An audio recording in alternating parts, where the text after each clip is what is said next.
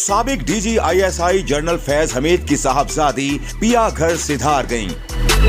अनुषा चौधरी और कैप्टन फर्रुख हमीद डार की शादी की तकरीब रावलपिंडी कंटोनमेंट एरिया के एक शादी हॉल में हुई। साबिक डीजी ISI बेटी को स्टेज तक लाए। शादी की तकरीब में आला अस्करी क़यादत साबिक army chief general retired Qamar Javed Bajwa, साबिक डीजी ISPR आसिम बाजवा ने भी शिरकत की। इसके अलावा चेयरमैन सेनेट वजीर आला KP शाह महमूद कुरैशी, असद उमर और मुशाहिद हुसैन ने भी शिरकत की। इसके अलावा नामवर सहाफियों सलीम साफी और आफ्ताब इकबाल, अयाज मीर समेत दीगर ने भी शिरकत की। साबिक डीजी ISI ने आने वाले मेहमानों को खुशामदीद कहा।